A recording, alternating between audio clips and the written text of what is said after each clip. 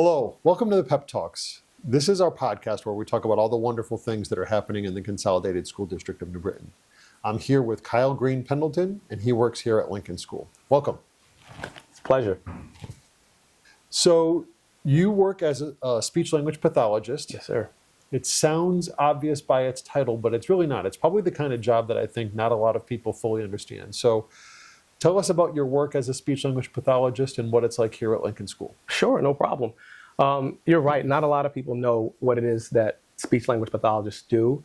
So rather than just saying, people tend to distill it down to speech pathologists. They think about stuttering and articulation, and they forget the language component. So I'd say, think about us as communication scientists, all things dealing with communication, evaluating, writing reports, consulting, providing intervention. So this deals with understanding, expression, So sentences, words, working with individuals with dyslexia, autism, ADHD, reading disabilities. The list goes on and on and on. So I say, just think about us as a doctor from the waist up. Anything dealing with communication, whether it's school-based or whether it's medically based, trauma, traumatic brain injuries, that's what it is that we do.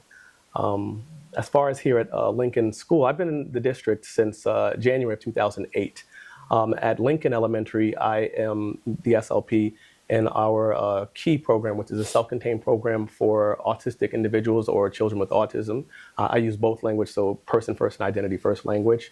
And in the program, I am responsible for working not just with the students, but with the staff. And I think that's the most important thing that I like to highlight is that this is not an army of one. It's all of us. This is not possible without all of us working together. And what brought you to the work? What is it that made you want to pursue speech-language pathology? Okay, well, I'll tell you, in short, it was I came to the profession in the most boneheaded ways. I was a business management major at first, and there was a young lady in my profession, in my major, who switched from business to speech. And she said, "Kyle, I think you'd like it." I said, "Okay," and I switched over that way, but I realized... Doesn't sound like it took a lot of convincing. It sure didn't. It sure didn't. I was digging her. But in truth, when I took my first intro class, I realized that this was the profession for me because it was the perfect balance of evidence-based practice as well as personality. You can know all the science, you can have all the instruction, the scope, the sequence, all this stuff, but who you are, how you are, what you are, your experiences are what really matter. That's what makes it effective. That's what makes you an effective diagnostician or interventionist. So once I realized that who I am and how I am matters beyond the science, I was hooked. Really nice, really nice. So, the podcast is about really opening people's eyes to the true New Britain, to what it really is to work and serve here. So what do you brag about New Britain? What do you tell people about New Britain and about Lincoln School, about the best things here? Biggest thing I say is resilience. I think it's no mystery that, we're called hard hitting for a reason, and I don't mean hard hitting like things are hitting us hard, but we hit back, whether we have the resources that we perceive we need or not. The educators here are resilient. The families here are resilient. The students here are resilient. So the reason why I like working in New Britain so much, why I'm still here, is because it reminds me of us as humans. As humanity is like, everything's not necessarily given to you. Everything's not plush, but you can still make it. You can still make it happen. Whether you buy your resources ready-made or you bring it back and get some construction paper and some contact paper, start cutting stuff out, drawing with a marker. We still get it done in New Britain, whether we have or have not. We have the thing that matters most, and that's each other. So that's what I love about New Britain. It keeps me grounded. It's great.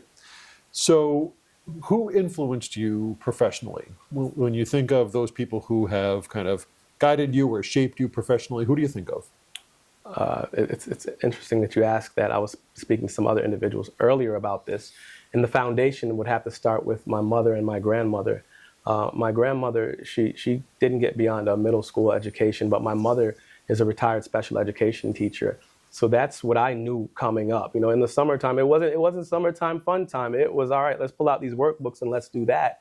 But as I moved through my education and things, it was always, it's almost like a messenger. You pass somebody off to another person. In undergrad, there was Dr. Bernadette Mayfield Clark, who is now the president-elect of the American Speech, Language, and Hearing Association. I believe she takes office within the next week or so, who's always told me that I have to be twice as good just to be considered an equal. Then there's Dr. Paul Casella at Southern Connecticut State University, who still is a great mentor to me.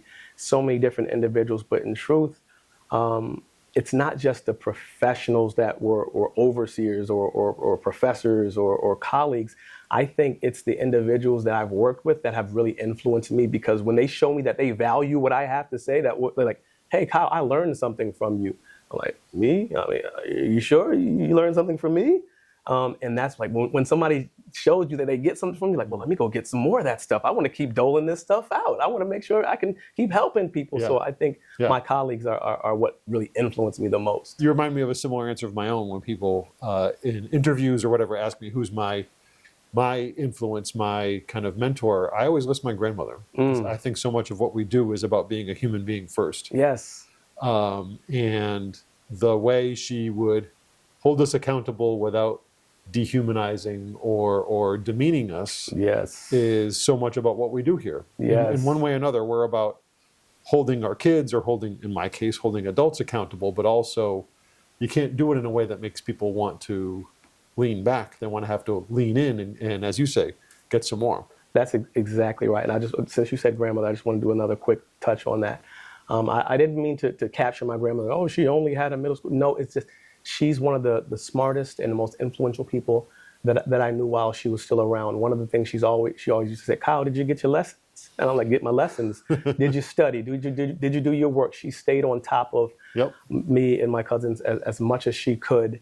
And somehow, even though she was a factory worker, she made sure that she provided for all of us in some type of financial way while we were in college. She would send money, she would send products and supplies, and she always found a way. And I don't know how she did it, but she prioritized education. So now every step of the way, anything I do, I ask in my mind, my spirit, I hope that I make you proud. Am I making you proud? So, yeah. Absolutely. So you've just received some really nice attention at the national level, which is, it's my slogan, my mission for New Britain School is this idea of becoming a beacon. That's not lip service. That's about belief. I believe we can and we will become a model that other people want to copy, and having people such as yourself get national attention is a part of that. It's chipping away. It's making the right move. So tell us about the recognition you just got. Yes, it's always hard to talk about such things. It's the Roland Van Hatten Award, which was awarded by the ASH Foundation. So we have ASHA, the American Speech, Language, and Hearing Association, and ASH Foundation is the foundation that's responsible for funding and other such things. And the Roland Van Hatten Award for outstanding contributions in speech language pathology and audiology in a school setting. It really is supposed to be. Sounds like the Oscars. It is. So it's given out once a year to an individual that is being recognized for exemplary service in a school-based setting, and it requires a lot of different steps and sponsors and nominators and a whole bunch of people that have to basically vouch for you and say, hey, what this person is doing and what they have done throughout their career is worth not just mentioning, but highlighting.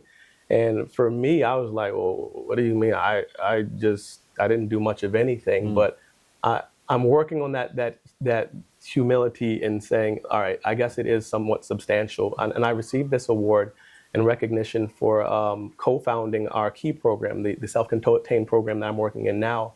I co-founded it with some amazing educators 12 plus years ago. And we did it because it needed to be done, not for recognition, but we said, hey, we have to do something that really allows us to provide better and more equitable services for our students. And here we are now. We started with somewhere between 30 and 40 students, and we are well over 200 in the district now. And they're running the numbers now, but I don't know that there's another program in the state this size. You have outplacement facilities, but nothing like what we have here. And we don't get external funding for this. We work with the same funds that the school district has. So the award was given because of not just co-founding the program, but watching it grow, seeing it grow, and seeing where it is right now. And while I'm very honored to receive it, I couldn't have done it by myself. I needed those individuals, and I still need the individuals that I work with now. So it's not an award It's for me, wonderful, it's for us. and congratulations, and we're you. very proud of your recognition. What I like so much about our specialized programs, Key and Bridges and Yes. Pathways, is, as you mentioned, in some other districts, these kids would be on a bus 30 or 45 minutes Yes. each way every day. Yes. You know, from an hour to an hour and a half a day each way to get to some of these treatment programs. And here we get to keep them off the bus, close to home, close to their peers, and so much less isolated than I think what they would get in other districts that don't have these programs. So That's the point right there. Yeah. When you start talking about community members and peers from your community, if you're being, as you said, bused somewhere 30, 40 minutes away, how are you engaged in inclusive settings with people from your community? You know, that's not even possible. You know, so being right here, staying right here in your community where you have peers from the house next door or the street over, and you see other parents and family members, it's not just living in the community, we create community within the community. So Absolutely. it's so important to keep them right here if we Absolutely. can. Yeah, for sure.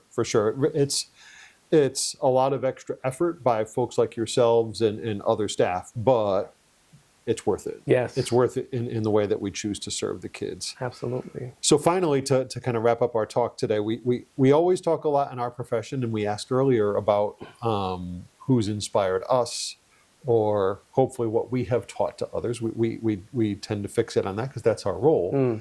But what have you learned from your students? What have you learned from the kids that we serve? I reflect on this, not even this question, but this thought all of the time. And one of the things, if you notice, I don't say teachers too often because we're all educators in some way, shape, or form. I mean, we have people with the role teacher, but we're all educators. But what I've learned over the years is that more than educators, we're facilitators, and we learn from our students as well.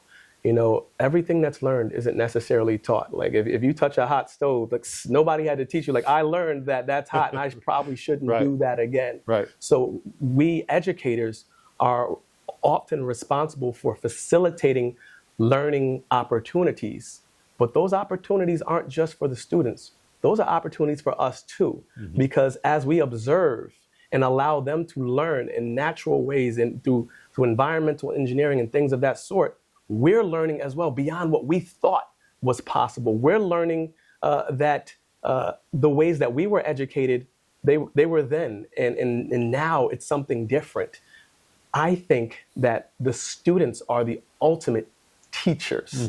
We're educators and facilitators, but they're teaching us. Even if they're not doing such intentionally, we're learning through them and from them. We just have to allow ourselves to do that and not dismiss certain things and not say, hey, I am the keeper of all things. Right. Do it this way, do it the way that I say. Like, hey, let's work together. Let's work in collaboration. Students, family members. In the end, I think what's often overlooked, some teachers do it naturally, is that it's the adult's job to adjust. We give so many tests, so many assessments, so many quizzes, so many evaluations. And a saying that I like to share with people is the purpose of giving a test, the purpose of every assessment is to make the adults smarter.